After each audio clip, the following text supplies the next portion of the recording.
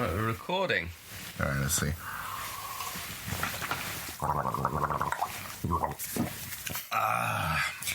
Right.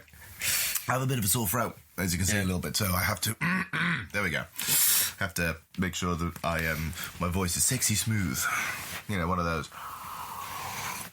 Welcome to the Trash Tapes. Nice. Nice. No, oh my God. Should we one day just do something like Trash Tapes, like After Dark, where it's just sort of us just being like, this is where we can talk about porn or something, just go like, and now, it's like, now as you slowly take off your top, sensual, and there goes the goo. You remember like on Alan Partridge did like that segment of his show and it's like, welcome to Alan's Deep Bath. Yes! It was like, and it had like a sound effect of like a bath being poured out, and then it had like, Alan's Deep Bath, like as a title for it. That's brilliant. I love it. Oh, but that's just something genuine, I thought. Maybe because it's not legit porn, but we can always do porn parodies. Because you know about porn parodies, don't you? Yeah. Like, there's one recently, which I flipped through and I don't know if I want to watch it, but it's only 10 minutes long, and it's a Lego movie porn. For God's sake. But I definitely think like the erotic thriller genre is one we've got to do. We've got to do more of those because, you know what, this podcast is actually missing more boobs because it's a bit of a sausage fest here, man. We need boobs. Right, okay.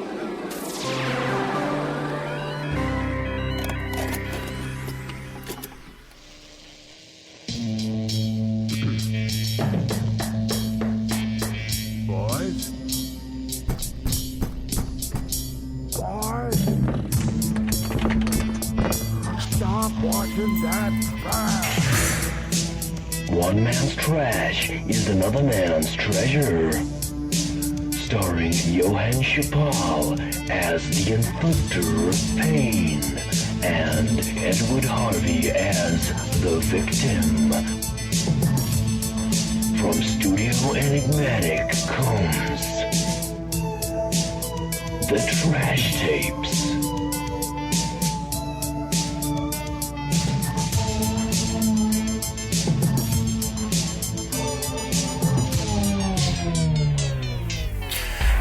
Everyone, and welcome to another edition of the Trash Tapes. When one man's trash is another man's treasure. I am Johann Chipol, the inflictor of pain, and I am joined here by the birthday boy. Well, basically, this is your birthday episode. This is Edward's birthday episode. How are you doing? I'm very well, thank you. So, for your birthday, you decided to, I said, pick the movie. You pick the film, you know, because I throw weird shit at you all the time. So you might as well you pick the movie. And I tend to go focus on like nostalgia of like I'll think of a film from my youth that had I've got a lot of memories about and kind of like it just, or if it's a horror movie, I'll think of a movie that I saw in a rental shop that kind of freaked me out and I've like always fascinated by it. So that is what happened this time. But the thing is, the last time you picked a movie was Ghoulies.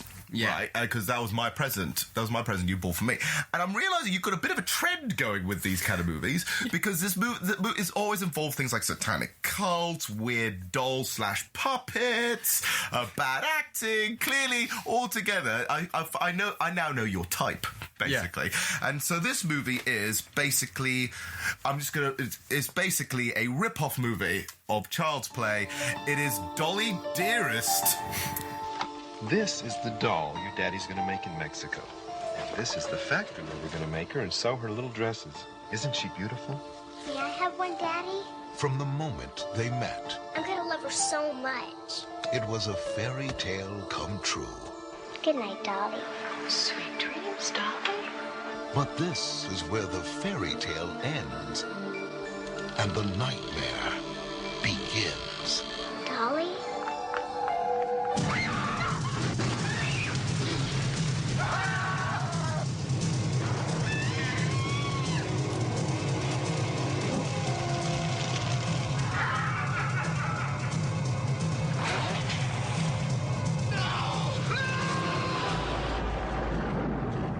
It's time to play. Dolly Dearest. Okay. Dolly Dearest. Can we? I'm going to read exactly what it says on the cover. Right. Dolly Dearest. To Dolly, slaughtering adults is child's play. Not even holding back on like the rip-off aspect. Just have child's play in your tagline. It doesn't care. It officially knows what it is, and I love it. At the bottom of the cover it says co-starring Rip Torn. Even though he is literally it's a selling point. Apparently, Rip Torn is a selling point. It's been a while to know when you have Rip Torn as the selling point of your movie. You know that's dated.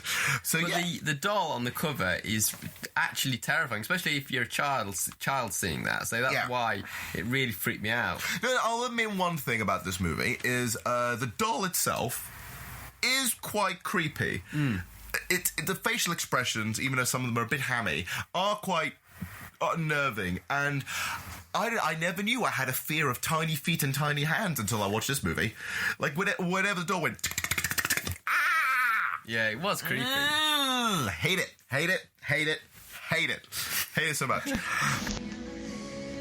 First of all, let's describe what the hell is Dolly Dearest, other than knowing full off the bat that this is a child's play rip-off movie. So it is. Dolly Dearest is a 1991 American black comedy horror film starring Denise Crosby, who, if anyone's a fan of Star Trek, she is security chief Tasha Yar. So from the first season, I knew I recognised it, but I couldn't quite place her. But yeah, that's pretty cool. It's cool for the Trekkies, right? And obviously the legend himself, Rip Torn. Which, when I first of all, when I was thinking back, when I first saw that it had Rip Torn in it, I couldn't remember who he was, and I thought it was like a rapper or something, because it sounds like his name sounds like a rapper. Rip Torn is like saying, "I'm gonna rip and tear you down, mother trucker." And the only reason I thought that is because there was a massive trend in the 90s in horrors to have a rapper in it. Yeah, because hip hop was getting big, and so it's mostly like the late 90s, early noughties, was starring Ice Cube, or here's LL Cool J. Ja Rule. I was like, what the hell, man? But Rip Torn is quite Rip Torn, as you know, he's a very famous actor, that kind of thing. He's done a lot of roles. He's played a lot of movies in it, but he's one of those characters always to the side. Like he's never been the lead in a movie. Yeah. Right. Although his name is not actually Rip Torn, right? Which is a shame. No. Like it'd be a bit of I know that's a stage name, but Rip Torn, what a name! He personally picked Rip Torn. Right, and his name is actually Elmore Raoul Torn Jr. So that's like okay, that's a cool one, Raoul Torn Jr. Wow. So actually, does that mean he's actually part Mexican? And that means that when we're trying to be offensive when he was actually Mexican, he's not actually Mexican. Oh dear. Could be. Yeah. He's from Texas, so he knows a bit of Spanish. I think. I hope, because we'll talk about it further on the movie. But he's not really a Mexican, but he's playing a Mexican. I'm going to read the back cover. Yeah. I love, because we actually got this on VHS. I'm more fascinated. I always love when we go on VHS because the artwork and all the things just seem so much better on some of these. Yeah, I mean, I've started collecting VHSs now, but I'm trying to get a mixture of classic movies that everyone remembers, but also very rare movies that you could probably only get on VHS, and that's what my collection is going to comprise of. It's going to be that. Yeah. So it's good we got this on VHS. This is the plot of the back. Okay. Yeah. Now, one thing very quickly is to actually mention this movie was supposed to be direct to video, but it actually got a limited theatre release in Midwest. Yeah. So it actually did have a cinema release, even though it was never meant to be a cinema release. Oh, because I always thought of it as a straight to video, but I suppose that's because it was in the UK. Yeah. Yeah. But I think this is the sort of thing that's interesting. It's like there are some movies out there that seem to. That are designed primarily to go straight to DVD or straight to video, but somehow magically get a cinema release, and then people pan it because why are you paying good money to see in the cinema? It's like, well, it wasn't their idea. Someone decides that, you know what, this is good to put in the cinemas for a while. Yeah. So, and now the equivalent of this is straight to streaming, isn't it? Right? Yeah. But some of the movies straight to streaming are really good. You know, Netflix throw some great movies in there, and some. Well, no, but some of them aren't great, but some of them look like $1 million. Like they look like they very expensive movies. movies, but they're not great. Yeah. There's mediocre, expensive movies that go on Netflix loads. They just look a little bit. Yeah. But that's the problem is, like, what would you rather have? Something that's mediocre or something that's generally really good or something really rubbish? I think the movies that are the worst kind of movies are the movies that are just, it's aight. Because then you watch it, you're not going to watch it again. You're like, that's all right. If it was a really bad movie and you enjoyed it, you definitely watch it again. Yeah. If it's a really good movie, you definitely watch it again. So being mediocre is a bit. Yeah, I'm not keen on these big, expensive-looking movies that just play it safe. It's boring. You know? It is a bit boring, isn't it?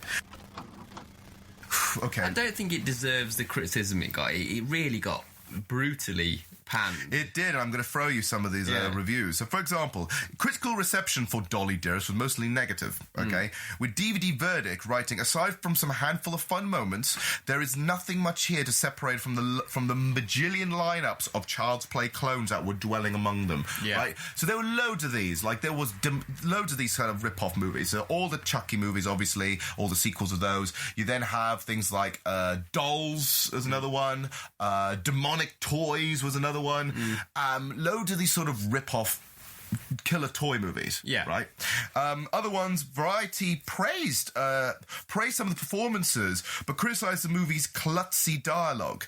And DVD Talk, this is my favourite one. Okay, DVD Talk panned the film, saying, in the killer doll movie subgenre of stupid horror movie flicks, which is, oh God, that's a really hard sentence to say, Dolly Dearest may very well be the most moronic. See what I mean? It's like, I think it's being a bit harsh at times, because, yeah, it's not perfect, but it's not really, really shit either. This is the thing, like, the script itself has always had a little bit of clunky problems without the movie. And I'm trying, this is a part of the research I want to go, it's like, who is the person who wrote it? And it's this woman called Maria Lease, right? Now, Maria Lease, I'm not going to lie, I'm looking at personal details and stuff like that. There's very, very little known about her. Yeah. To the point that she's a bit of a mystery. Okay? She's known by many names. Look at this, I'm showing this to you now. Yeah. She is known on IMDb by 13 different names throughout her entire career.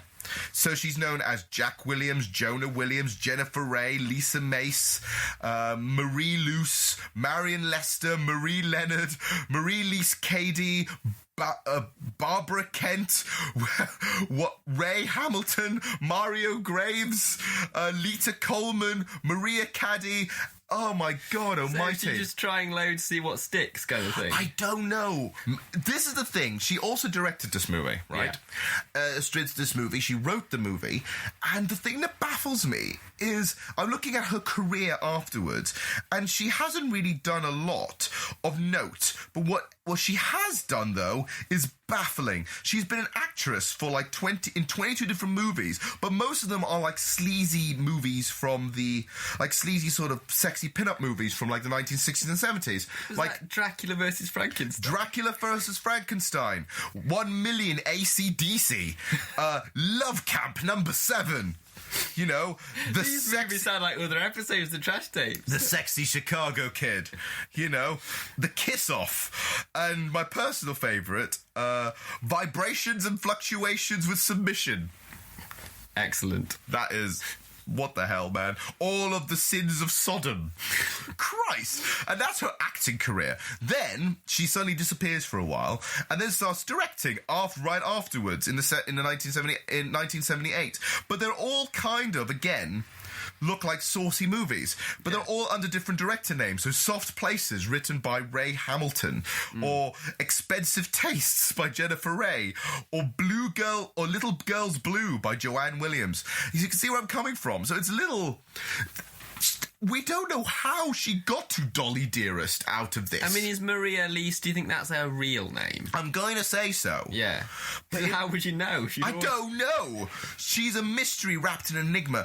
It doesn't even actually say where she's from. No, not at all. The only thing that says is that she had a husband called Daniel Caddy, who seemed to be a producer for most of her movies in the 70s. Other than that, though, absolutely nothing. And then Dolly Dearest was the end of it, and then pretty much that's it. She just fell off the face of the earth. Like she's fallen off the face of the planet. Yeah. I don't even know if she's alive. No. When was that last credit? Her last credit was a TV show that she did. She directed 4 episodes on in 1993. Oh, right, okay. Then never seen again. So if so, this is an interesting thing. Probably just went on to have a normal life. After making Dolly Dearest, I don't know if you can have a normal life after making Dolly Dearest. Well, it's like the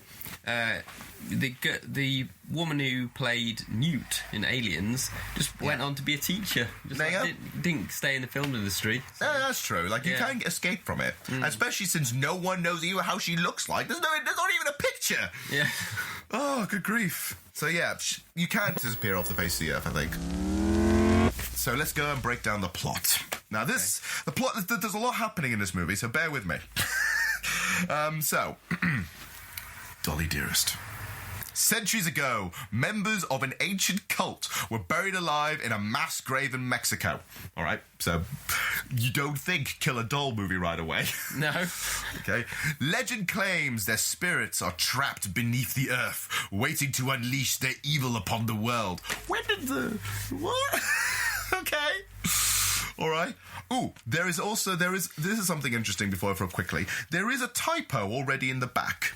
Okay. The reason why is because in the movie, the family's the Wade family, isn't it? Yeah. Right? In most of the advertisements, they're written as Red or Reed. Okay. So Elliot Reed. That's what it says in the back here. Elliot Reed. Yeah. That's terrible. It's Wade. Okay, so Elliot Wade moves his family to Mexico to start a new life making dolls. That doesn't... You know, it's like, I'm going to go to Mexico and make dolls for a living.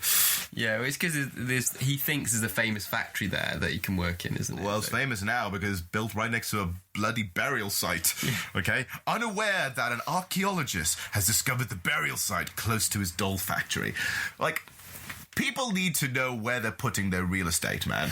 Like, they really need to know, okay? 7-year-old Jessica is drawn to one of the factory dolls as it begins to control her and take over her soul, killing everyone who comes between them. Wow.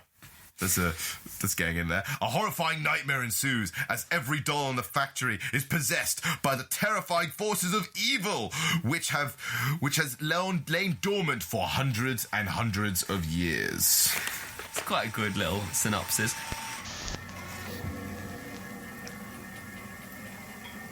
Okay. I just seem to not be able to find the temple. Why? Okay.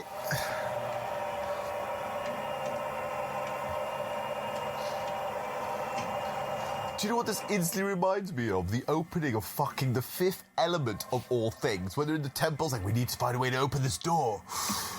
So, this is not what I'm expecting. Yeah, there's a lot of surprises in this movie, to be honest.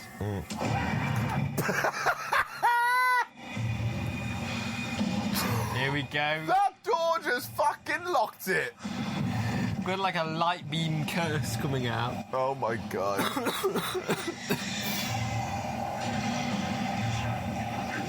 That looks so cheap. That's like the cheapest version of like the Evil Dead camera I've ever seen. Like a galloping curse. Dolly Dearest. Quite pleasant music. Still a bit moody though. It's like that weird like 80s. This is kind of cool music, but really like, deep down inside, it's just fucking nasty. The music's actually really cool because it's by Mark Snow. You know, the guy who did the X-Files. Oh, okay. Oh, yeah. That's cool. So it's sometimes in the movie, the music sounds a bit like X-Files. So would that mean then a Mulder and Scully would just walk in at some point? Yeah, I love the way the movie opens. Yes. So it's like fucking Indiana Jones or something. It literally starts off with the archaeologist, like, going into a tomb and blasting the door open. What I found really funny is how the door was opening. So you got this guy in the full garb, like literally the most stereotypical archaeologist outfit. Yeah. And he goes in and opens up this temple. But I love how he opens it. He got the rope trying to pull it up. And the first thing that came to my head as he's reading the hieroglyphics is the opening to Fifth Element was the first thing that came into my head. Well, why is he on his own? Like, there's normally a team of archaeologists, like lots of people helping them, doing little jobs. He's just on his own, just opening a tomb. And again, if you've seen enough adventure movies, never go and search a tomb on your own. There's going to be mummies and shit. Like, just don't do it on your own. I think Lara Croft is the only one that does it on by herself. That everyone else would have a massive team with them. Yeah, do you know why Lara Croft does it on her own? Because she's got pistols. That's the thing. Yeah. She's got a dual pistols with infinite ammo. That's why. You, Rip Torn had a pistol. That came out of nowhere. We'll talk about that in a minute. So you have this sort of weird-ass temple thing, and the guy opens it. Eventually, the world starts to shake. And then as he goes in closer, because he can feel like a vibration, and the door flies right into his face and crushes him. Yeah. So that's such a lame death that it's almost forgettable. I forgot that he died. But he died. I remember it because the door flies open like it was paper. Yeah. It's like, pew, and then crushes, and then the earth falls on top of him, crushes. And then the spirit of whatever's in the temple escapes, which is this really rubbish sort of painted, animated, squiggly red lines. Yeah.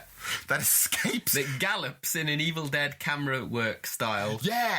Towards the house. Yeah, towards the house or the factory it is, and goes into a gap and then disappears and starts laughing, going, ha ha ha ha ha. That's the first few minutes of the movie. Yeah. And again, nothing insinuates kill a doll yet. Oh, and also, the red squiggly lines, they form the title, which is... Yes, they do!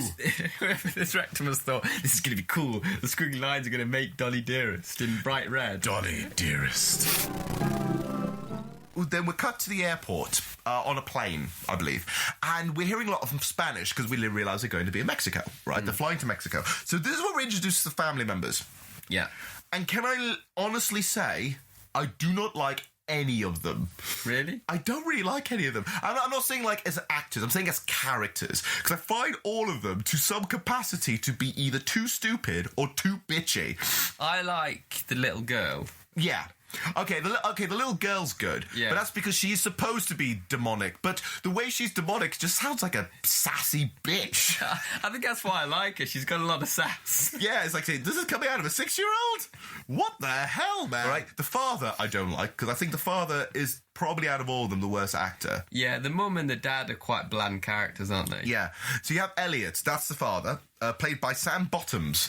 And Bottoms, what a name. What a name. But he's another famous bit character, because he played like, he was in stuff like in Apocalypse Now and stuff. But he's famous for like bit parts, like you don't remember. Yeah. With a name like Sam Bottoms, you're not going to headline a movie, are you? He needs a name like fucking Rip Torn. Change Bottoms! You know? The brother just looks like every 90s movie brother. Like, every 90s movie had a little brother look like that. Yeah. Did you say something to me? Oh. No, that was a stewardess. Almost there. Oh, with the glasses and the nerdiness he's reading. Why bad things happen to good kids? What the hell? What is this kid? And the results, magnificent. Oh, yes. You told me. Oh, yes. You told me. Oh, no. Of course. Her face hasn't changed. William Shatner. I realised that my face has not changed the entirety of the sequence. So you got the every 90s movie brother, every 90s movie mother. She's a bit like a stereotypical 90s movie mother. Yeah, a little bit, before Alanis Morissette became a thing. Oh, here we go. Jessica, what are you doing?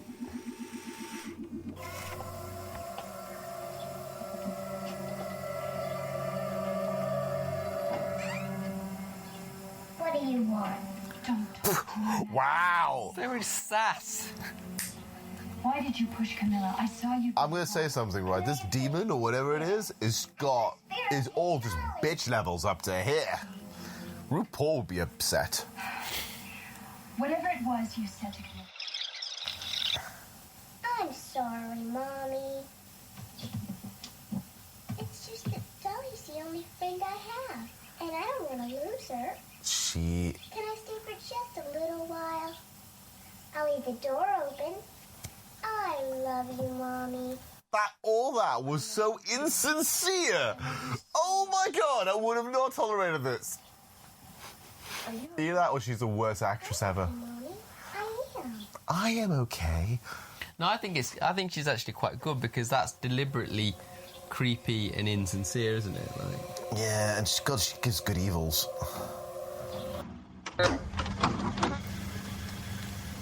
Mr. Wade, you join me in a burrito? Oh, sounds good, Luis, but no thanks. I'm gonna be getting out of here soon. I'll tell you, this is why I like having certain movies on VHS, and I still think that VHS is great to watch because it aids the film sometimes, because this looks even more nostalgic and brilliant on VHS. I don't think it would be great. If just imagine watching this movie on Blu-ray, it wouldn't be the same. If I saw this on Blu-ray, I think I wouldn't be on board with this at all. I mean, I already hate half the characters anyway. So he and his whole family are on a plane, right? And the first thing I'm introduced to is the son or the brother. And what is he reading again? He's reading a book that says, "Why do bad things happen to good kids?" In fact, the entire movie, all of these, clue of the plot, isn't it? Like... Yeah. Why do bad things happen to good kids? In fact, it's a weird thing. Like, I think he's supposed to be like a 12-year-old or like a 10 or 12-year-old, more like a 12-year-old, I think, who is like the smarter, nerdier, sort of more on the ball kid. But I hate that because as the movie goes on, he adds like this sleazy 1980s stockbroker kind of guy. Yeah. It's almost a little bit like American Psycho kind of flipping Christian Bale, but in miniature form. Yeah. He is like greed is good. Like, it's like, oh God, I hated him. In the 90s especially, that kind of cocky kid was very popular and people like that kind of character. The cocky sort of, I'm kind of an adult but not an adult kind of kid. But I hated him because there he was with his big glasses and his shirt and his tied up trousers and being sassy and reading like intellectual books. I'm thinking, oh, you're going to be a dick. The appearance in the way his haircut, the glasses, it's like every 90s like little brother. Little brother trying to be an adult kind of thing. Like, he's got the thin-framed, large glasses. Yeah. And I think from the get-go, I don't like him. And I think it's been stuck with that ever since.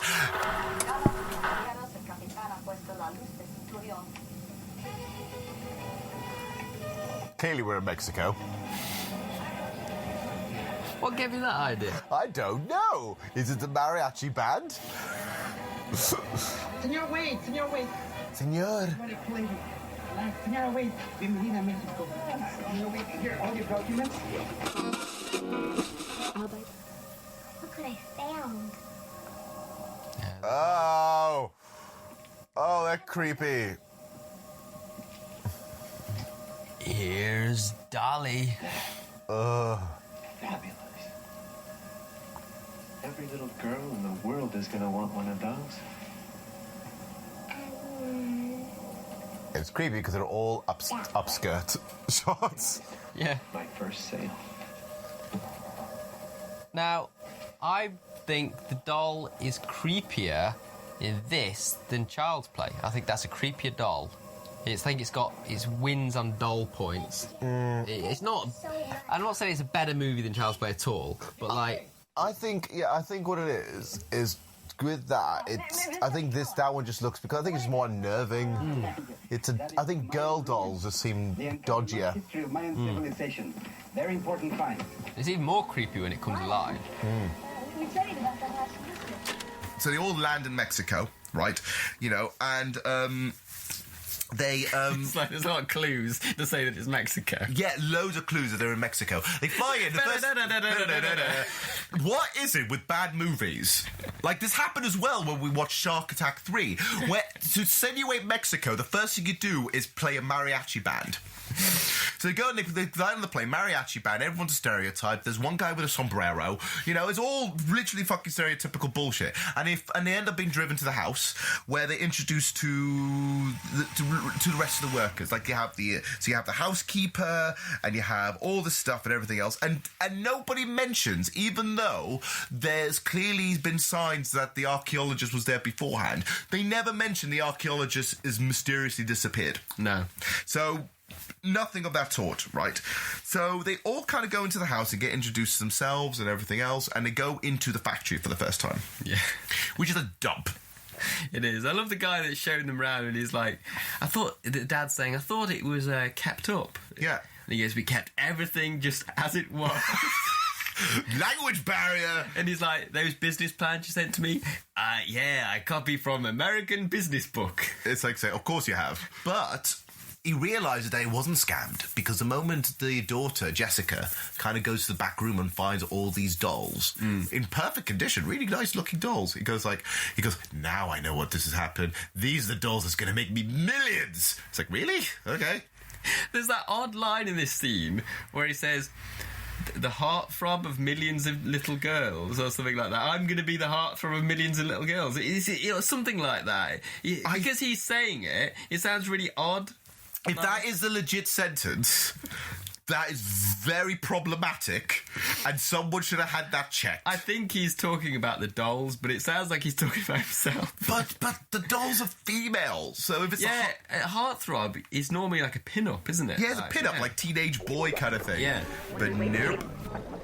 They're back to the house, getting things settled and unpacking and so on and so forth. And they're noticing the house is pretty cool, aren't they? They're like, I didn't expect this. It's a nice-looking house. Yeah. Because the factory looks like garbage and just needs a good clean-up, really. It basically, that place needs to be Marie Kondo'd properly. Like, properly cleaned up, spruced and tidied, right?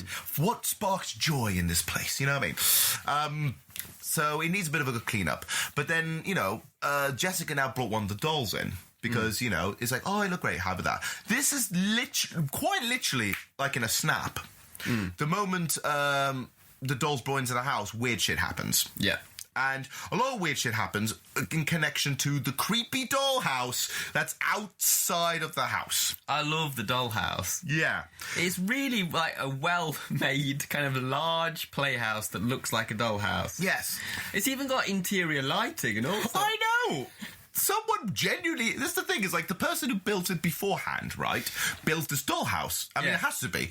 But what I love about it is, like, they put genuine effort into it. Like, you could technically live in it. Kinda. Is it supposed to be the house of the original sort of toy maker? Like, maybe. So maybe that's why he's got the dollhouse. Like, maybe. Yeah. That could be the case. But it's still a little... it's still a bit too creepy to have it that well pristined outside of the house, right? Don't forget to say goodnight to Dolly.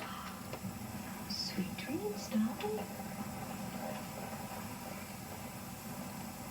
Why put her in the rocking chair? Why have it rocking?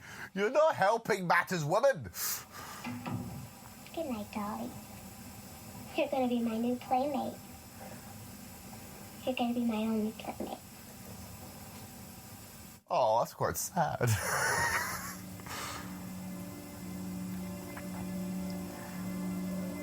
Oh, no. Dolls are weird. The doll is creepy. That's what I love about this movie. The doll's great. Oh, it's weird.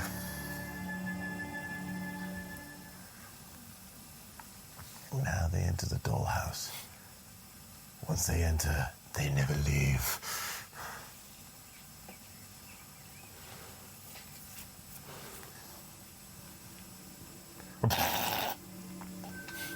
Yeah. What? Okay. It's like epic, that playhouse. Oh, I mean, it looks awesome, but I would instantly be suspicious because I hate. I don't. Kids shouldn't have such nice things. Jesse, you? We're almost ready to go, honey.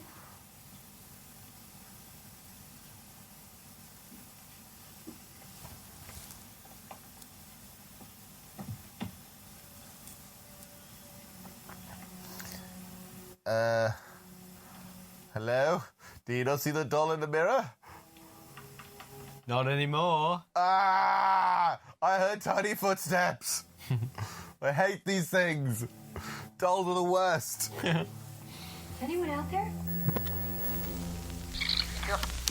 So a lot of things happen when Jessica and the doll are sort of interacting. Like the very first interaction is where, you know, it says like, it's like, you're going to be my best friend. You're going to be my only friend. And it's like, oh, that's so sad. Yeah. She goes to bed. And then literally the doll head goes, rah, just turns and just looks like, oh, we're instantly starting. Yeah. Like, we're not even going to do a build-up like, is the doll possessed? It's like, no, the doll's possessed instantly, first 10 minutes. It's like, the little girl says, like, you're going to be my only friend, and the doll's sort of like, oh, that gives me an idea. Like, dun, dun. Yeah, it's like a light bulb moment. It's like dun dun dun dun dun dun dun dun, right? And then from that point, they just seem to be hanging out a lot, right? But the daughter starts acting a bit weird. Like, the daughter starts hanging around with the doll more, taking her everywhere, hanging out in the dollhouse, but, like, starting to have conversations with her. One of the creepier moments is when it's nighttime, and everyone says, like, where's Jessica? And then sees a light in the dollhouse. And all that she's doing is just sitting there, stroking the doll's hair, and saying, like... And then the mother walks in, sees it, and says, what are you doing here? It's like, I'm just talking to Dolly. Dolly says that we're going to be friends forever. Yeah, see, all the stuff with the doll, the relationship between the doll and the little girl, and the way, very steadily, the girl starts being more like a doll. I think that's great in the movie. Yes! I love that stuff. I think it's really good, that bit. But I think the problem is that throughout the movie... they don't push it enough. No, you could have made it terrifying. But you could have made it really over the top with it. Looks like she's got the famous Marilyn Monroe dress on, you know, like... She does. Better not stand on any air vents. I was going to say that. Can I just say, I don't get this, right? Do you know when rich women go gardening, right? Because this is what it is. She's gone gardening because she has the garden gloves, right? But, whoa! No, that is... Did you see it somewhere? That is demonic. She says she's been waiting for a little girl, just like me. Oh, does she now? Sweetheart? It's like completely ruined my train of thought. No. Weird Aztec paintings, symbols, no. Something's wrong with your child.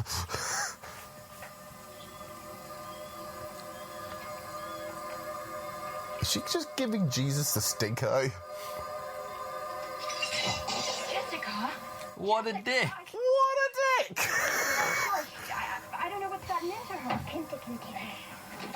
Bit more discipline in your daughter. Go and give her a smack. She's never had outbursts like this before. It's the Sanzia.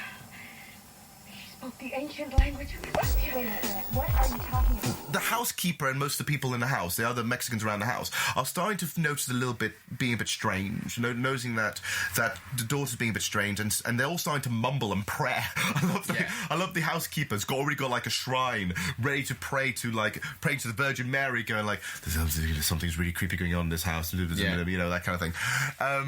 And some priests come to bless the house. Yes. Oh, that bit's creepy. Because before that happens, she basically is talking to the doll, and Jessica's talking to the doll, kind of thing. And the housemaid just go and literally out of the blue, out of fucking know, the house is like giving like plate of food.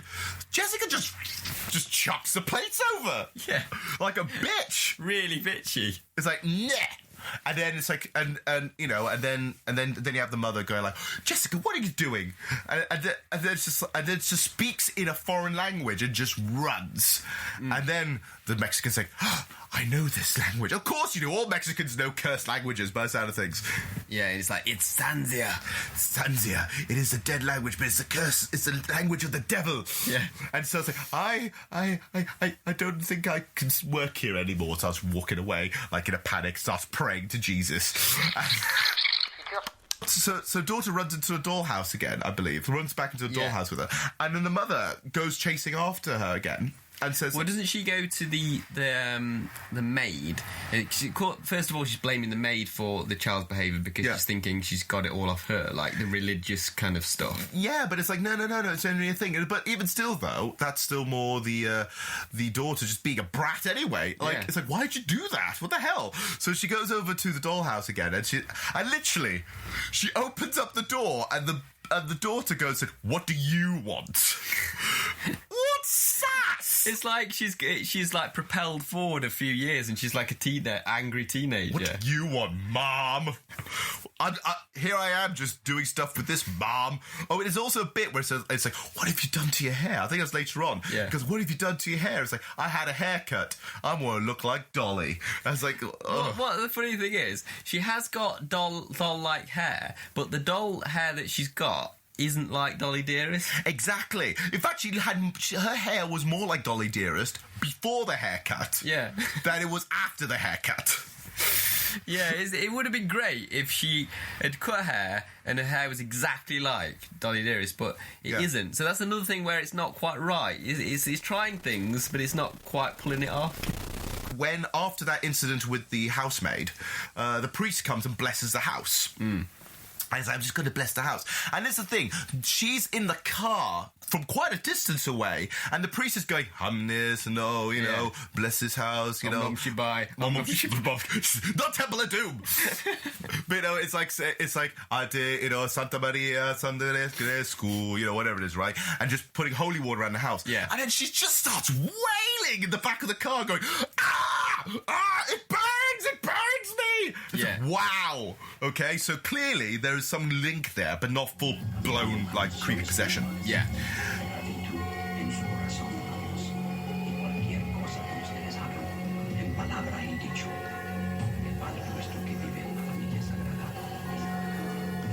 So you got someone blessing the house. Blessed the house. Why is she reacting all nervous?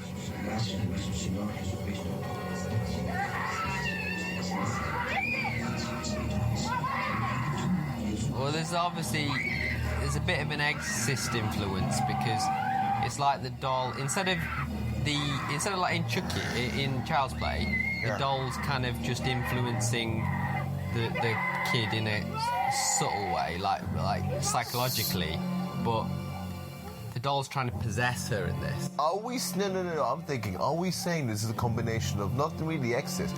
Are we going to get Omen vibes with this, where it's like creepy child thing? Yeah, Omen, yeah. What is the priest doing here? I call the priest to bless the house in custom. Oh my God, blessing this house. It burns me so. Evils. Oh my God. Gay evils from an 8-year-old is terrifying. The doll... Jessica goes to bed. The doll mysteriously disappears. I love this bit because this is creepy. Never put a doll in a rocking chair, right? It's fucking creepy as it is. Don't put it on a rocking chair. So it's like rocking, the doll's rocking like thing, and then suddenly, you know, Jessica gets up from bed and then the doll disappears, right? And while this is actually a genuinely creepy sequence. Yeah. Because we're introduced to like running feet and like tiny feet. I mean, that's something that's directly from Child's Play. 100%. Yeah. Before you get the big reveal of Chucky, you see just a little... Yeah. But it made me both laugh and really creeped out. Because it's like, it's really creepy. But that's the thing, the doll... the dolls actually play, you know, Doll had a doll double, which is actually sort of played by some famous people. But it's done by Ed Gale, who also was the body double for Chucky. Yeah, yeah. So basically, that's what Ed Gale's career is, just play doll duplicates. What a career. I'm the doll guy. Dolls. You got a creepy doll? I'm your man. What a thing to put on the resume. So you see Ed dressed in tiny little girl shoes going... I mean, that's scarier. That is scarier and creepy as. This little man in a doll's dress. Dolly's off. That was quick. Dolly? She's like, just nipping out for a fag. Whoa! God, a doll be alone in peace. Good grief. Dolly, where are you? Dolly? Dolly's not your friend. Dolly's playing hide and seek with a butcher knife hanging from the ceiling, waiting to strike. Dolly?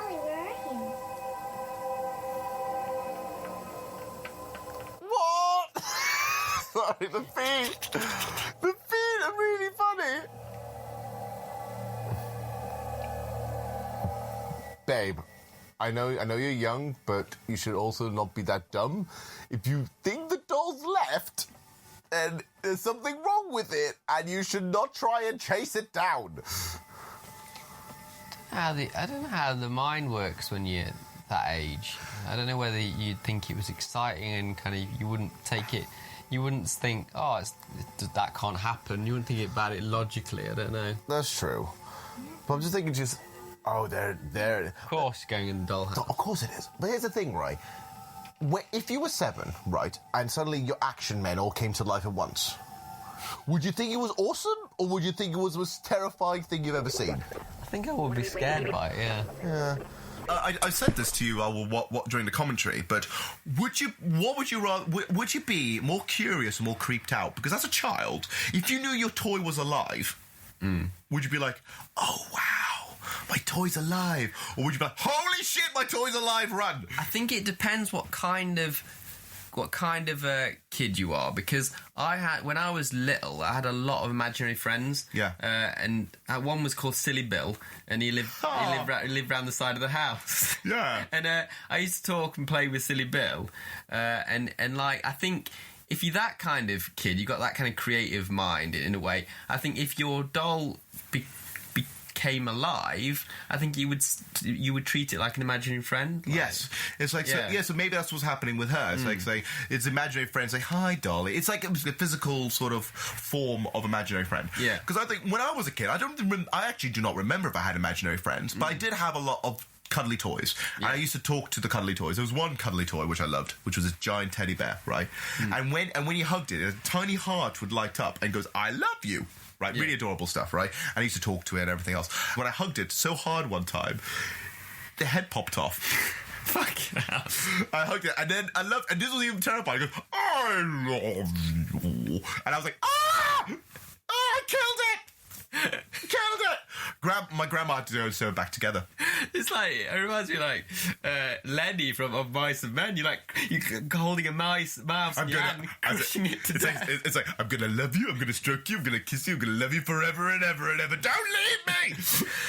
So this is what I think generally, if you're in that mindset, maybe, but to me, it just felt a little odd to me that she was so willing just to clearly follow this doll around that's clearly running around, because at one point I'm convinced she sees the doll running into the dollhouse. Yeah. And it's like, I'm just gonna follow her. When I'm thinking, what the fuck is that?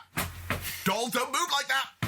No. Yeah, especially as well because it's happening at night time. Yes. I think that would be freaky for a kid. Like, I mean, when I played with my imaginary friend, it was always in the broad daylight in the daytime and stuff. Because shadows are creepy. Yeah. Right. So this is why loads of kids are scared of the dark. It's not because of it's dark. It's more because you don't like shadows. Yeah. Shadows can look demonic and scary and weird. Right. So seeing a shadow move in the dark. Yeah. Like no. So. This is the only kind of thing, Will, but maybe this is like the possession thing more. It's like, come to me. I think at that point, she's not possessed yet. She's not fully possessed, but she's more like... But there are moments of sass. This is all before drawn to it and stuff. This is more... Because throughout the time, there were some moments of sass. Yeah, so it's developing. Come on, take the brat child away. But Dolly's inside. No. You sit down, I'll go around the front. No, Dolly will take over.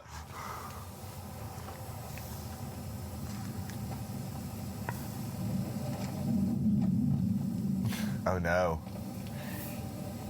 I don't think she would leave the kid round the back. You should take her with her. But it's like deliberately put in to separate them. Yeah. Why are all the doors locked? Oh, wait a minute. It's night time. Fucking hell. It's too dark. I cannot see. Need bulb. Oh. Ooh, I've got a bright idea.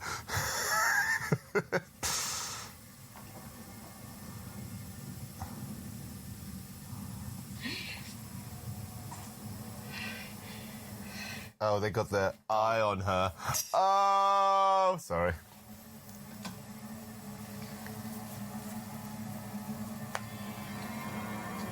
locking her in.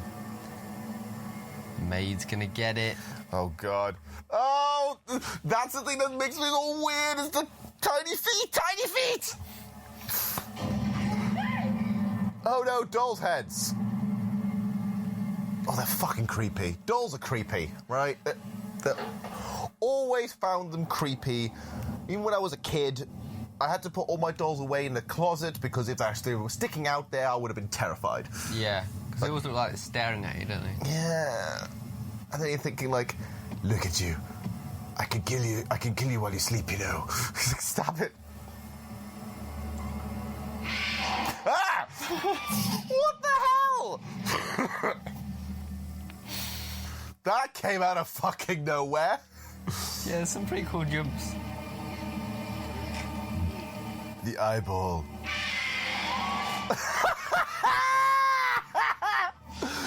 That looks so dumb. Ha-ha! Aha! Surprise, motherfucker! Ugh.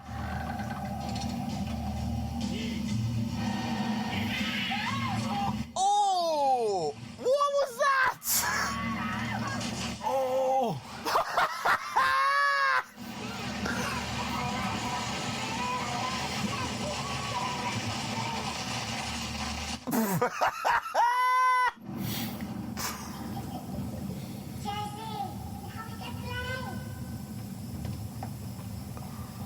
Don't follow the killer doll into the dollhouse after that. Well, she doesn't know that happened. She doesn't know, we know. That's fucked up.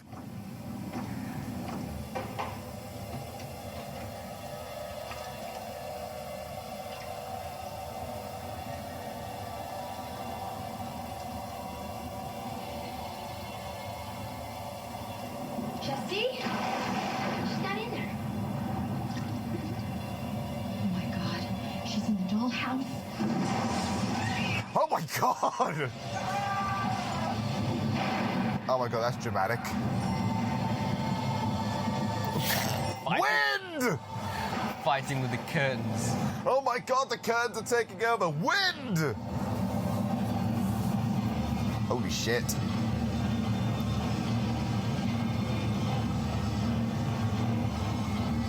Yeah, this is like Omen, this bit. This is totally creepy children and creepy dolls in the same movie. No. Like, you can see, like, she's going towards the dollhouse. Like, slowly going towards the dollhouse. And then and just as and the thing, you can see the doll's hand opening the door as well. Yeah. And you're like, this is fucking creepy, man. Like, I would be, nope, drop this, ain't happening. Nope, too creepy, too much. But then the housemaid stops it. Yeah. And right in the nick of time, actually. But she goes like, no, go away. Come on, come here. Like, drags her out of the dollhouse and into the outside. The locking sequence. Like, so the whole house is now suddenly locked. Yeah. Which because it's like it's a bit stormy, isn't it? It's windy, so the back door blows closed behind them. So the maid says, "You wait here." This is and I'll go around the front. Why is the kid waiting there? Yeah, this is the thing. Like, it's just an annoying plot device thing to split them up, isn't it? Yeah, that feels like a bad plot device because really, she would have taken her everywhere. You know, so that the doll, well, actually, because you are the housemaid, but you're also like what seems to be like part nanny as well. Yeah, you should keep an eye on the kid, man. The kid's like is going out alone on a stormy night to a dollhouse and clearly is being lured by some kind of hypnotic possession or something. Yeah. Don't leave her alone. Yeah, so she goes around the front and that's locked. And so it's like, where do I have to go? She goes to the basement and it's like, okay, so now you're in the basement. She's looking at this place like she's never been there before. Yeah. She's supposed to be the housemaid. Yeah, I suppose like that area is maybe somewhere that they don't go that much because it's a bit neglected, isn't it? Yeah. Yeah. So she goes into the basement, right? And she puts on the light. And it's like, ching! It's like the pull light bulb above her head. And suddenly she knows things are going to move and things are being a bit weird. And that is when Dolly Dearest appears and stabs her in the shoulder with a pair of scissors. Yeah. It's like, ha ha! Ha ha! And this is the thing I want to ask, right? She doesn't technically start talking here, although she does do a little bit of talking throughout the movie before this, but she seems to say a couple of lines to the daughter, but like really mumbly and like in a satanic language. Yeah. Now she starts speaking in English. And it's really off-putting. Yeah. And a bit weird, because she sounds like a gremlin. Yeah, it is like Leprechaun. Yeah. It's like, I'm get you, my pretty. It sounds like a really sort of gremlin sort of tone. Surprise! Yeah. It's like, ugh. It doesn't sound right to me. It would be much scarier if the doll didn't talk. Yes. And it was completely mute, but doing lots of creepy stuff. And it shows that she's very smart. Yes.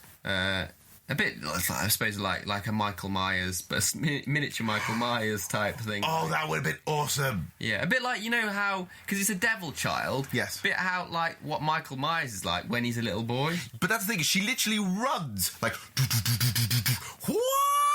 and literally jumps and stabs the housemaid in the shoulder. Yeah. And was this a bit that actually the jump scare genuinely got you? Yeah, because like, wah! It's like, where did you come from?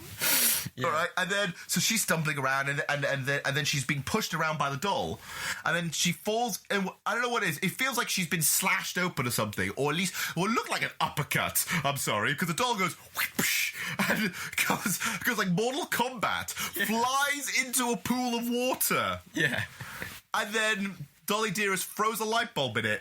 I'm not quite sure why there is a big sort of pool of water in the basement. I don't know what that is for. Don't know. She falls into the bath of water and then gets electrocuted. Yeah. But I do like how she gets electrocuted, though, because she does look like she's like a flopping fish. Like, and then just becomes a floater. Yeah. Well, no, she sinks, isn't she? Yeah, but she's like this, and it just goes. Yeah. It's funny though, because I always kind of funny how in movies how people play electrocuted.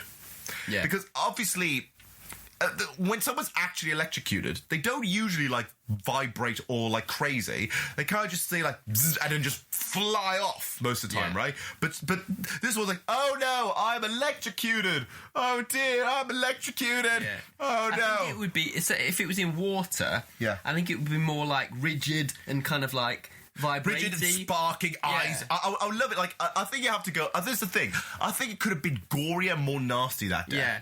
Like, I think her eyes should have just popped up or something like that. Yeah, because she's a bit too flappy, isn't she? Like, flappy hands. Yeah. It kind of looks like someone learning to swim. Yeah. Yeah, no.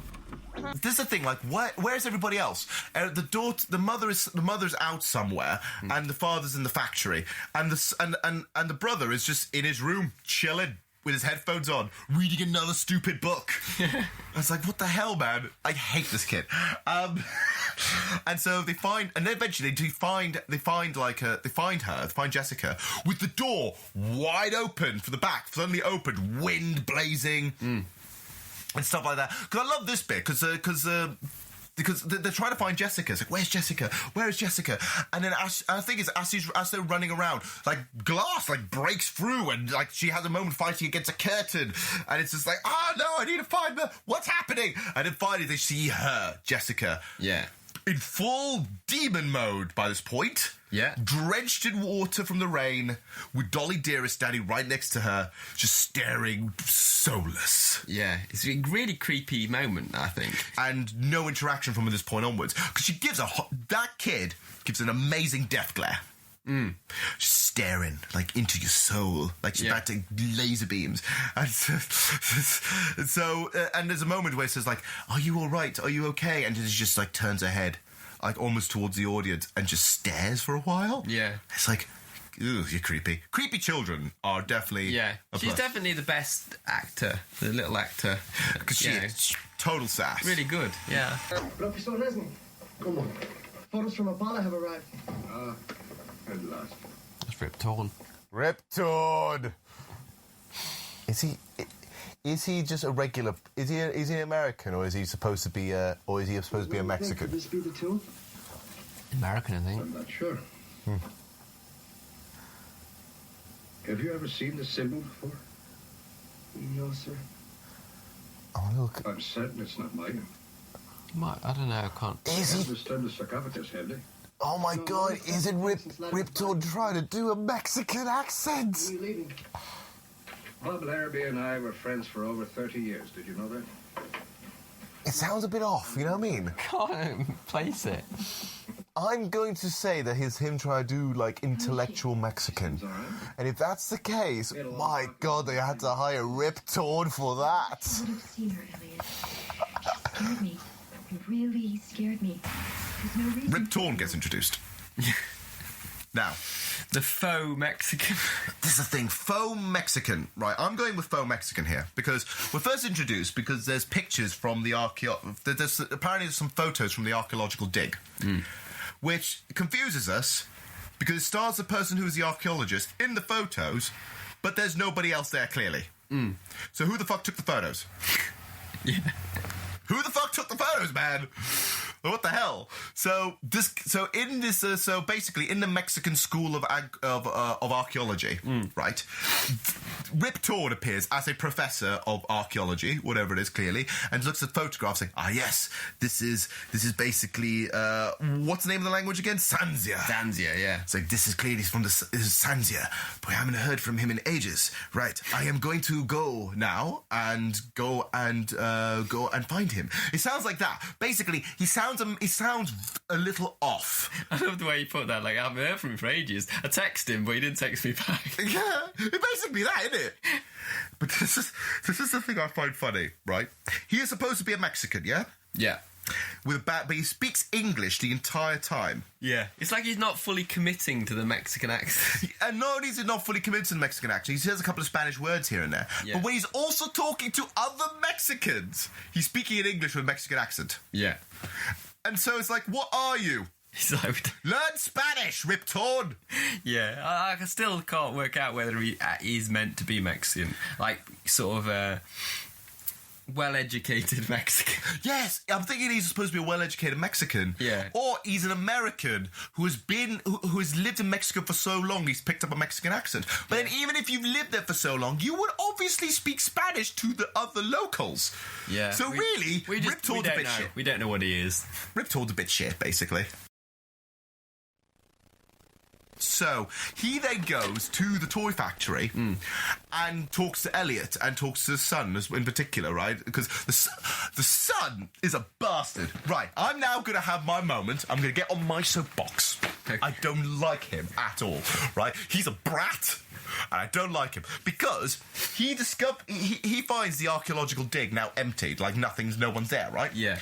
And just has the gall to start looking around, picking up shit. Bold as brass. Just picking up shit. Gets like the map, the blueprints, starts playing around with the tools, and even goes fucking exploring in a tomb all by himself, like he knows his shit. Fuck off. And when Rip Torn comes in, he literally is me. It's like he literally is me. He's like, what the fuck are you doing here? Yeah, what the fuck are you doing here? That's a dangerous place. You should never go alone. Although this archaeologist didn't fuck. The other previous archaeologist fucking know about never going alone. Because he fucking did it alone, didn't he? Yeah. And then Rip Torn does it alone later on. He doesn't learn anything. These archaeologists do not know how to go in packs. Now, get a team together, for God's sake. You know, find Manuel and a few other peeps. Just fucking go nuts there. Son of a bitch! Hi, you're the archaeologist from the university? Hi, I'm Jimmy Wade. My dad owns the factory there. Son, the sign up there says no passe. It means this entire area is off limits, so please take a hike. Okay, but you're gonna need my help when you get down in there. What a cocky son of a bitch! See, the top is caved in. The opening's too small. You'll be able to squeeze through. I'll take my chance. I'll wait. I really hate that kid. Oh my God, he deserves a punching. Fucking hell.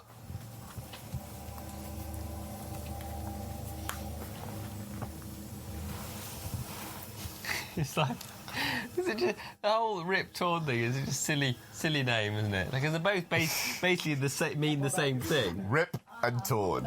It's like being called like Dick Cock.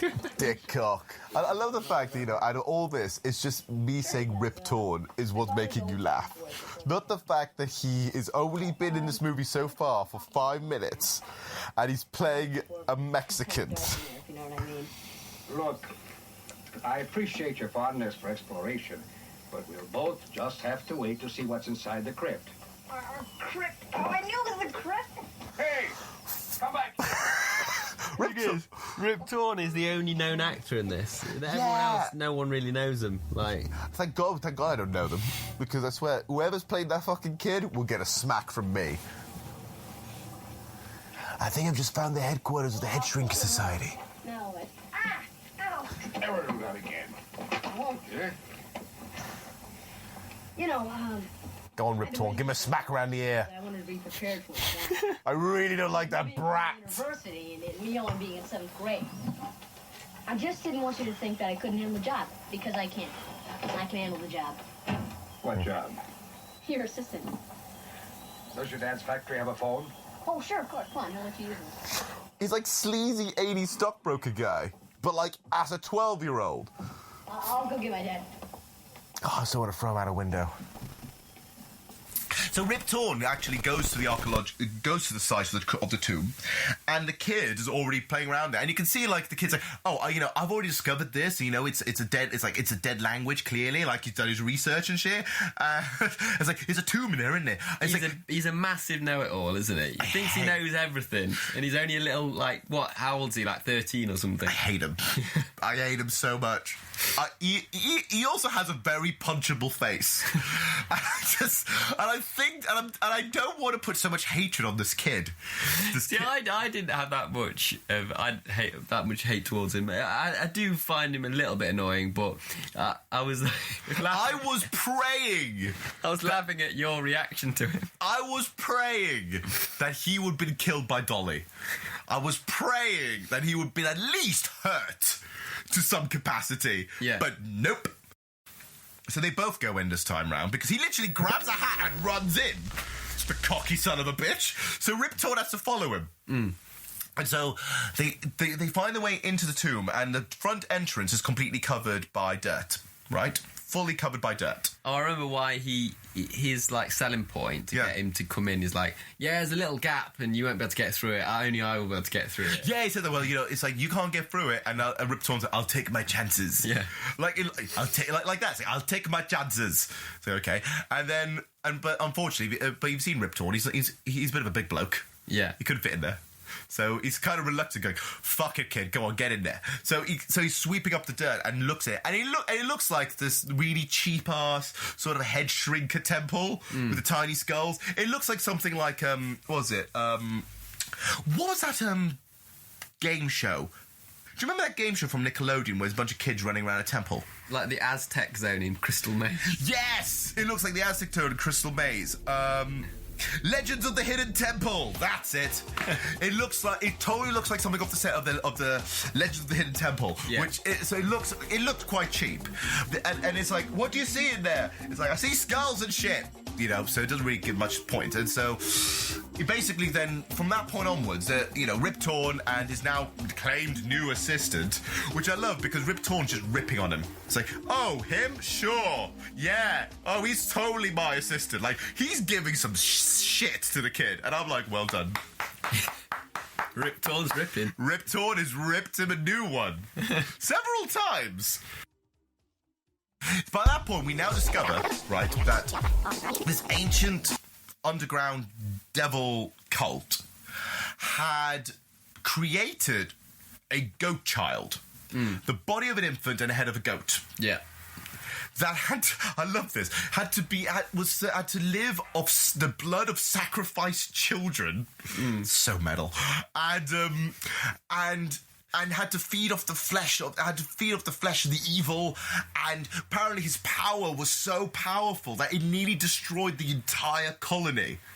So they had to kill it and bury it and put him in a tomb to close it off so no one could ever have this again, right? I mean, because they established the whole goat head thing. Yeah. Wouldn't it have been cool to, like, in some weird nightmare flashes, to have the doll with the goat head? Like, yeah, the doll with the goat head, or Jessica with the goat head. Oh, yeah, I think creepy girl with the goat head. That kind of stuff would have been awesome.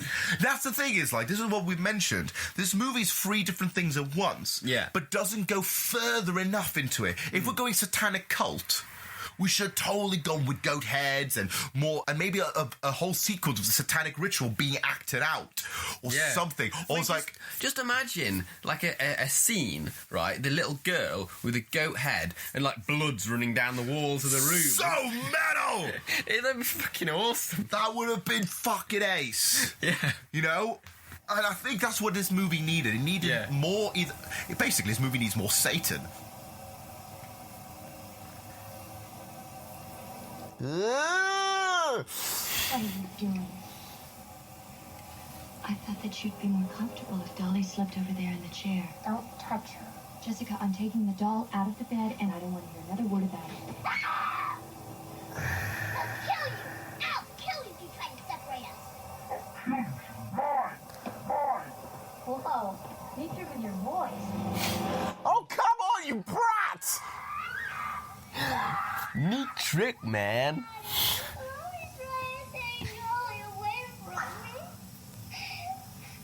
It's the evil doll. Calm down. Oh my Of course, god. Daddy sees an innocent little girl. How? You walked in the room when it went like... Brr, brr, brr, brr, brr, brr. Jimmy, go to your room. She said she'd kill me if you'd heard her voice down here. Elliot, she's changing. She's changing.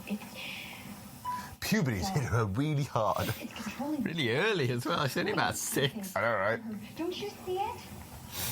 I'm tired. I'm hungry. It's the middle of the night. I need a burrito! Right now. God damn it! Woman, make me Yeah. a sandwich. The dad in this bugs me. I think he's probably the worst actor in the film. He's just like not very convincing. He's just I won't spoil it. There's bits like later where he reacts stupidly to situations, and it's like, you shit, mate. You're really shit. I think everyone here is a bit shit. Like, but I mean, like, not by acting entirely. Like, by character. I hate the brother. The sister is the only good bit, but when she's so insincere, I just want to fucking throw her out a window. The dad's not really that caring, and the only one's the mother, but the mother can't act. The mother is going bonkers, convinced that the doll is totally influencing their child. Yeah. Like, there's a sequence where the mother goes up to the bedroom, and it's the first time it's like, oh, we're going to some crazy demonic shit, which is awesome. Like, possessed child thing. Yeah. Where the mother's gone to the bedroom and says, like, and it's like, what are you doing, Jessica? Jessica's like, what are you doing? It's like, wouldn't it be okay if I can just... It's like, you need to sleep properly, hun. Let me move Dolly out of the room and you can sleep properly. And she's like, no! And then she goes, no, you bitch! No, I'm going to kill you! I'm going to kill you! I'm going to kill you! And I was like, whoa! He sounded like the honey monster. Cookie. Honestly, that was like, whoa, that's awesome, right? And this is the thing that's really sort of shitty, right? The kid walks in knowing this and goes, whoa, it's like, whoa, cool voice change, man. He's just so 90s. I hate him so much. That's not the right time for your sass, sir. Yeah, but the thing is, later on, the little boy gets the hero shot, doesn't he? Yes, he does. I fucking hate him for it. What a dick. I hate him. I'll bite you. So the mother is now getting, like, she's going off a rocker, but she's genuinely convinced that something's up with the doll, right? And so she's starting to hear all the nonsense that Rip Torn's talking to the father about, like, it's the Sansa, Sanzia, it's the devil language and all this kind of stuff. So now she's putting 2 and 2 together, because she's literally, at one point, I love the line, she's like, I don't know, I'm just trying to make sense of all this. Like, we're also trying to make sense of this too, hun. Yeah. It's like, you're in our heads. So she then goes to Rip Torn and says, like, what is this? Like, let me figure it out. And starts talking about these things, about religion, and and this is sort of supposed to be like, the Exorcist sequence. Yeah. It's like saying, how do you go about getting an exorcism kind of thing. It's more like, how do I go about trying to prove that this doll's, like, fucking demon, like, the devil and shit. So have the conversation, and Rip Torn... I think Rip Torn and her go to a nunnery, but it just jumps. It's like the maid was talking about her sister that was a nun. Who happened? Yeah, a sister who happens to be a sister. I don't think I don't think she goes to see her sister though. Oh no, she does. Yeah, she does. That is her sister. Isn't it? Yeah. So that's the connection. That's why she goes there. Yeah, but it's really bizarre. The nun's just sitting there going like, "It's too late now. You just gotta pray. Just pray your losses, man. You know, she's gone, doll's gone, we're all doomed, motherfucker." And she's just trying to get some like information from her, like she's saying like, well, could the devil be a doll? And she's just like, well, it takes many forms. Just like general so vague. Yeah, I'm thinking like, you are no help. This entire sequence was basically pointless, except for probably one of the best lines in the movie. What is happening to my daughter? How can I stop it? It's too late. Spirit of the Sun, your devil child has been set free. It's too late. Listen to me. I am not losing my daughter to a goddamn 900-year-old goat head. That's a sentence. How do you say that with a straight face? 900-year-old That's probably one of the best lines in the movie, to be honest. I am not going to lose my daughter to a 900-year-old goat head.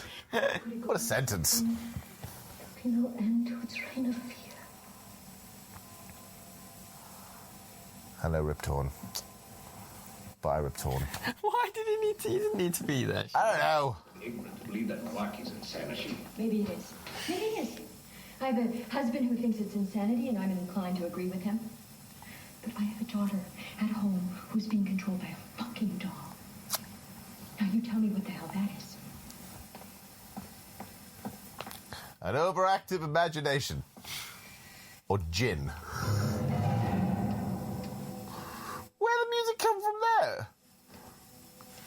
Yeah, the music's a bit random in terms... I mean, I do like the music, but in terms of the placement of the music... It's weird, because there's scenes where there's no fucking music and it seems like there should be. And then there's scenes where there's too much music. Yeah.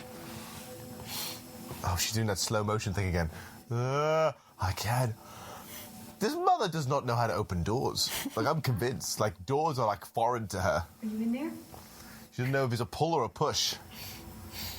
It almost seems like when she goes through the door, it's like a Resident Evil loading screen. Like.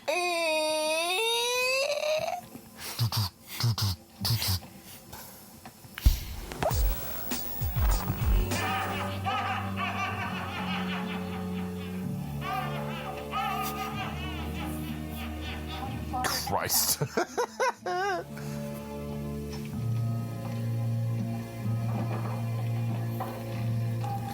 Mommy got a shotgun and she's ready to blow him away. Yes.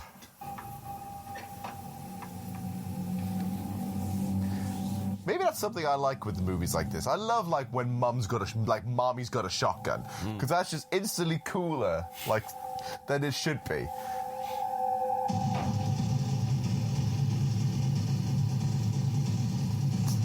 Suddenly, look at the sound of the drums going.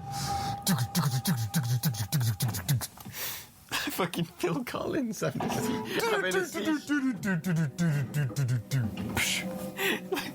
Phil Collins epileptic fit. Oh my god.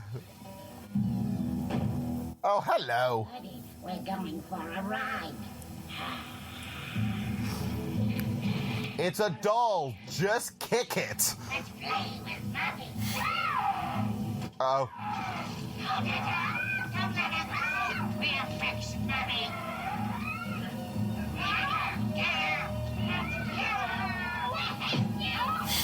Oh no.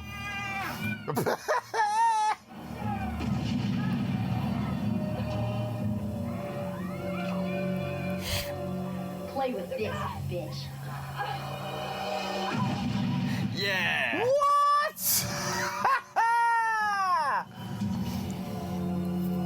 Play with this, bitch.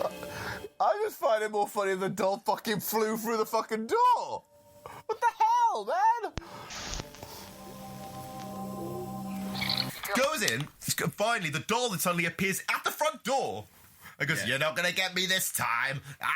And saying, "Jessica, go!" And like literally summons Jessica to go and starts biting on the mother's neck and stuff, going nom nom nom nom nom nom nom like a gremlin. And okay, because I don't like the kid, I'm really fucking annoyed that this happened. Yeah. But obviously the mum dropped a shotgun. So the kid gets the shotgun. He picks it up for a bit, and he's kind of fumbling around for a bit. He's kind of realising how to use it for a moment. Yeah, because it and shoots the one bullet up in the ceiling. Yeah. Which is really bad fucking aim. And then aims it, uses the shotgun, blows the doll away. The doll goes flying through the door and leaves like a doll outline print. Kind of thing. It makes a perfectly sort of a big hole in the wood. Like. It's perfect. It's the visual effects of that one was ridiculous.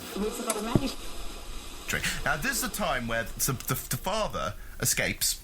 Right. So the father sort of escapes. Is going close. If the father escapes the place because he needs to go back to the house because he knows all this weird stuff's going on. Oh, he leaves the caretaker, the caretaker of the place on his own, where he has a weird moment because he's playing around with the dolls a bit, a bit flirtatiously to my liking. Yeah. He's cooking a burrito and he's sort of dancing around and he's sort of drinking tequila. Yeah, and he's sort of flirting with the doll. He's put a doll on the counter, hasn't he? Yeah. And he's kind of being flirtatious with the doll. And it's weird because if the doll was alive, it would be a little girl. Right? It's then realise the other dolls are alive because the other dolls are running around. They distract him, and then suddenly, just one of them pops out of the box and goes, "Surprise!" Yeah. And then he's actually shitting himself at that point. Oh no, 2 dolls, 3 dolls, and one literally throws his hand into a sewing machine. Yeah. And it's kind of gross, actually. To be honest, that's the grossest looking sort of death in the whole movie. It makes you very squeamish. It's like you can look at it again. Line drive. You did not see that. You're also a little drunk on the tequila.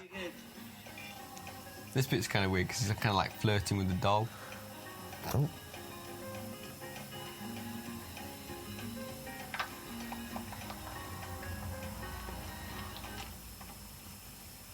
I heard some tap dancing shoes. I'll be right back. Hold my dance for later. Keep an eye on my tortilla.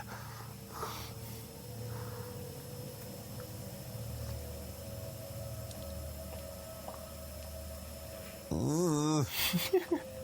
Ooh. Fuck!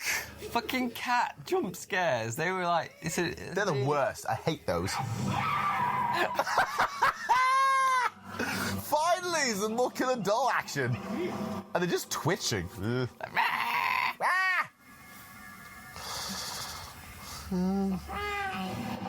Surprise! Oh my god. Oh! Oh! Oh! Oh god. Fucking just rip it. Ah!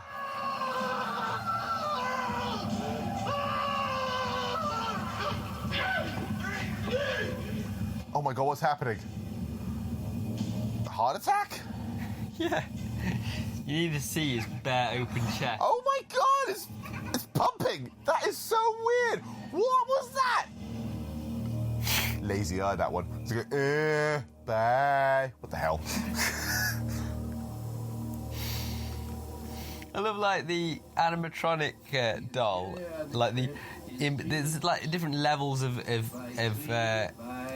the doll being animated, but the in between one, that you just saw. It's just a bit lazy. She's kind of smirking on it. She's kind of going, yeah. I got you, bitch. Hello. Mysteriously dies of a heart attack.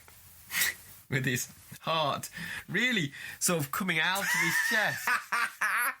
It looks like made out of plasticine. It looks so weird and bleh, bleh, yeah, you see a big pulsating on his chest. Yeah. But what was weird was the fact that because they wanted to show that effect, he starts stripping his shit. Oh no! He does a Superman move where he kind of opens his shirt. Yes! And it makes me think, what's a heart attack? It's the heart attack from demonic possession. That's what I thought at the beginning. It's wait a minute. What if he's now possessed? Whoa! Okay, that would be terrifying, but no. No, it's just the fact that he's so scared and then gets attacked by the sewing machine, and then like I think he just has a heart attack just from fear and like. There you go. Yeah. Right. But we're introduced to some weird stuff, like the doll's running around. The doll's clearly trying to kill him, and there's a head. Doll head. The doll head. Just a severed head. Well, not severed head, but just a head on its own, like on a stick or whatever. Mm-hmm. And yeah, he walks past it, and a long tongue just comes out of the mouth, flapping around. It's like a lizard tongue, isn't it? Yeah. And it literally goes... and it's, again, never introduced in the movie again. Like, do all the other dolls have this? Do all the other dolls have killer tongues? Because that would have been badass. It's a really funny, weird moment.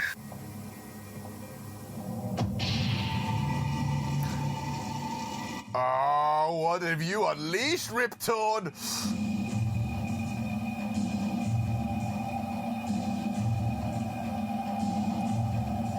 Oh my God, it's true. It is true. What have I done? The devil child. The 900-year-old goat head.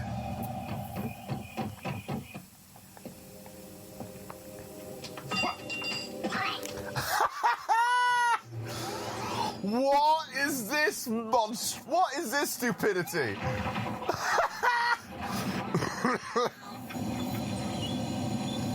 No, it's going into the goop.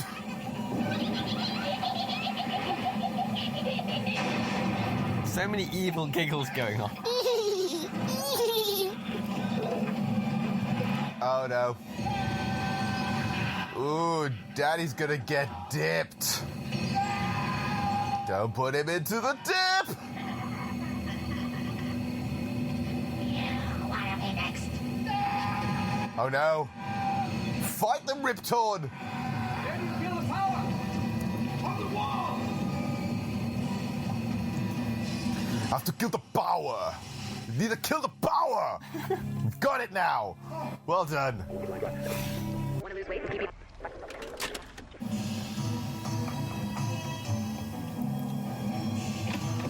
Look at you throwing like cartoon dynamite all over the place. Oh, okay, it's just a knee. For 1 second, I swear to God, I thought he hit him in the nuts. He missed his line, where it was sort of really underwhelming line. I'll just rewind it a little bit. That was all right, go. We have to go back then. I'm sorry, it's just I was just it genuinely looked like the doll's gonna stab him in the nuts, and just totally missed that. Right, watch this. Go. Watch the dad's reaction. It's great.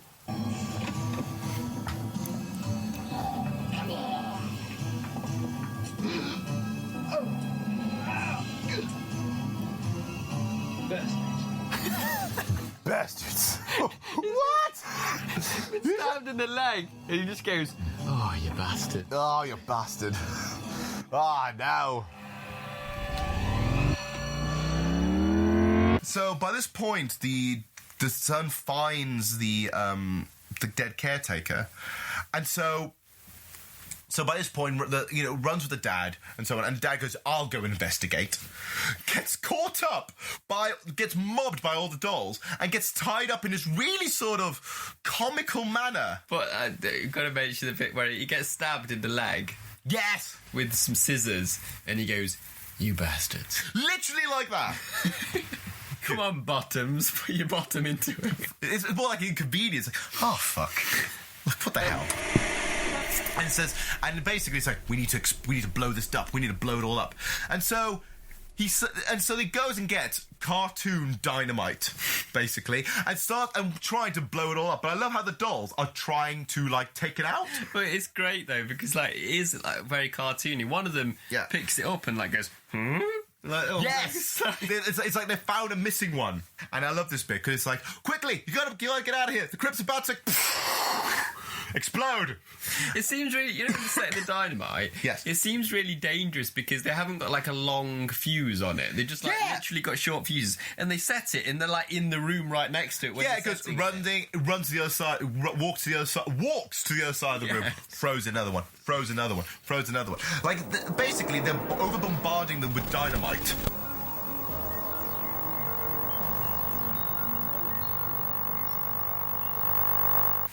the way it ends gives you the impression that that something else is going to happen. Yeah. Because it kind of zooms into the remains of this now burnt down factory. Well, it's the doorway. Yes. Yeah, the doorway of the factory, and you just expect the doll to walk through the door. But I love it if the doll walked through the door, like on fire, holding a knife, going like, I'm still here, bitches! Yeah, I mean, it's just another example of the movie not going that much little bit further. Yes. It's like it's setting us something cool up that's like, oh, this is going to be awesome, and then it doesn't happen.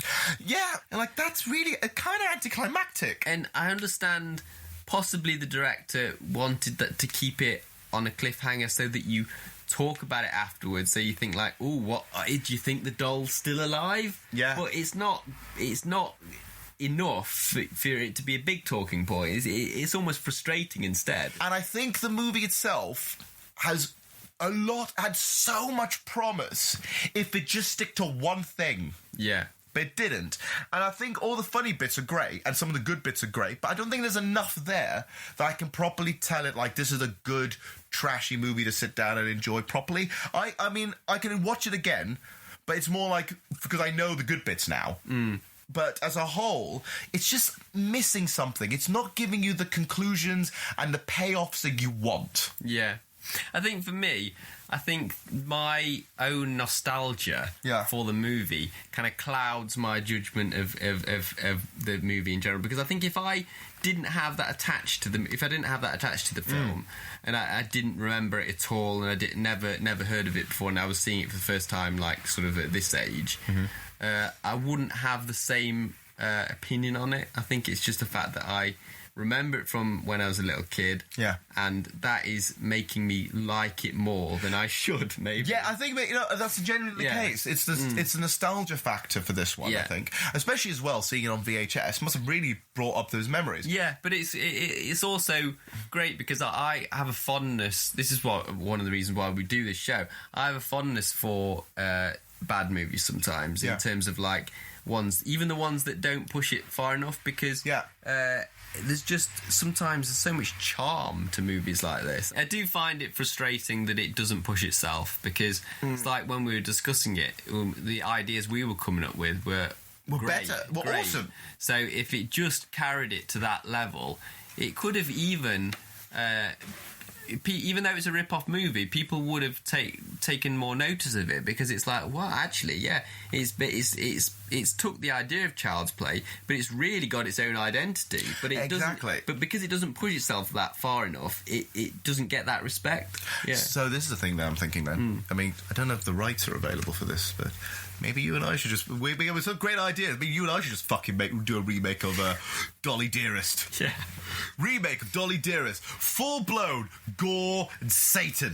Thing is, though, I think the only way you could get that distributed is if you presented it to, like, Shudder or something. Oh, I'd be up for that. Yeah.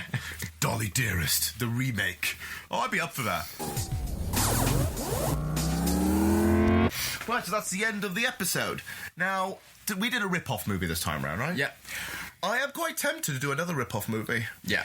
So, something that's a bit more direct, something a little bit more awesome, something a little bit more actiony, and something really peculiar. So, to leave that as a teaser in mind, so keep an eye on your trash. There might be some treasure in there. See you guys next time. See you guys.